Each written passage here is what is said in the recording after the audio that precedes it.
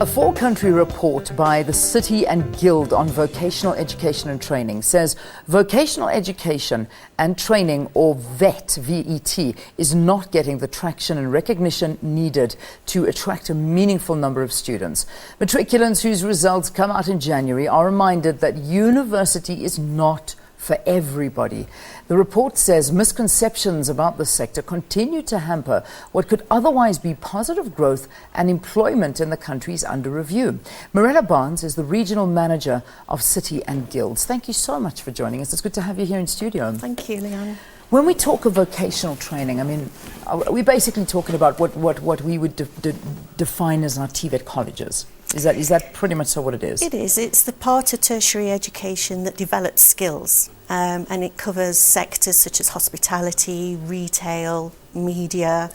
It covers jobs like the hairdressers and plumbers, and we're looking at skilling and upskilling many more people to help increase productivity and help boost the economy. Yeah. Why is there a stigma around it? Well, I think it's because traditionally, or especially the past couple of generations, parents have encouraged the kids to go to university. So it seems like the only route to employment is via university. And as you said earlier, it's not for everybody. Not everybody has the academic ability or even the desire to go through the university route. And in the past, skills training or vocational education has been seen to be almost the second or the last option, and you will only go down that route if you've failed at school. Yeah. And it shouldn't be that way. It's another option. It's an acceptable option. And people should be proud to choose a profession, such as being a plumber or a hairdresser. I mean, I certainly wouldn't let a hairdresser hasn't got any skills training loose on my hair. And you know, the reality is, I mean, when you talk about these skills, everybody needs an electrician, everybody needs a plumber, everybody, and certainly you talk to women, we all need hairdressers. Absolutely. And so do men, by the way. I mean, the reality is these are stable jobs, these are jobs that can give you a good living, and you walk out having a skill that you can use anywhere in the world, and yet there's not an importance placed on it, and it's difficult to understand from my perspective, and I can imagine from your perspective too. Yes, absolutely. And through this report, we've learned things about other countries in the world. So the US has pledged millions of dollars into apprenticeships. The UK has got a target of having 3 million apprenticeships by 2015, and so has India, planning to upskill 500 million people. And we don't have that data for South Africa, but I know with the skills shortages, critical skills, they're all vocations, they're all trades that we need, and they're all vital for the economy.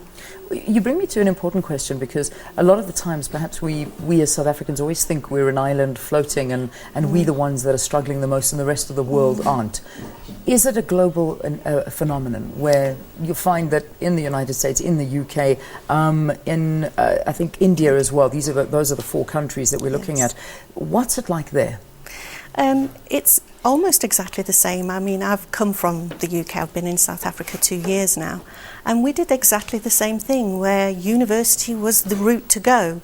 And people like me didn't want to go to university, and you just think, well, I must be a second-rate citizen, I don't want to work with my hands, but actually that's what I do best. And just improving skills gets people back into work. And just, again, once you've got people in work, especially when there's a global unemployment problem, just in South Africa, 54% of youth is unemployed. This is an ideal way of getting them to appreciate that there is another route to employment. And as you said earlier, to get them a decent and honest day's work. Yeah.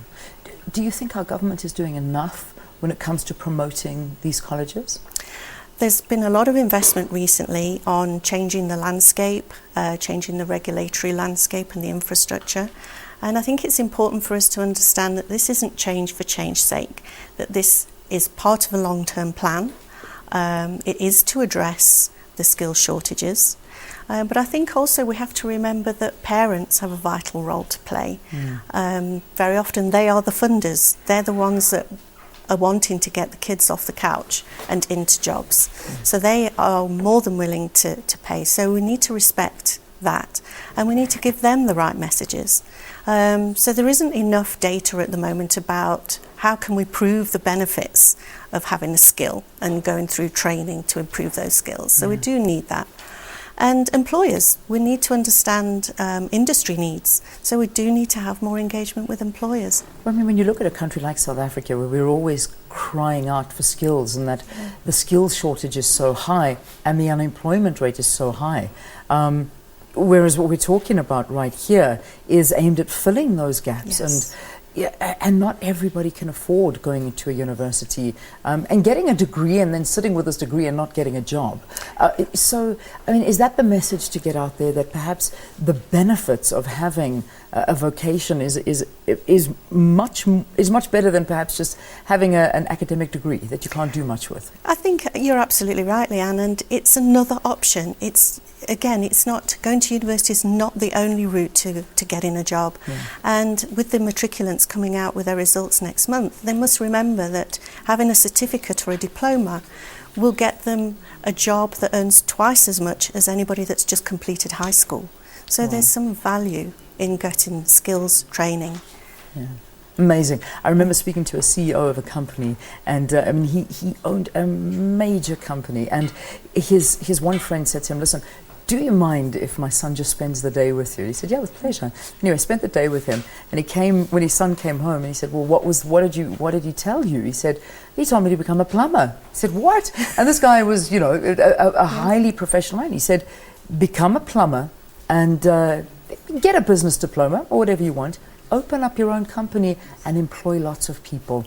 And you don't have to do the work. You've got people doing it for you, but you know the skill." And that came from a man who owns a multi-million rand company, and perhaps there is some truth in all of that. You never know. Absolutely. Well, he must have started from somewhere as well. Exactly. So he knows what he's talking about.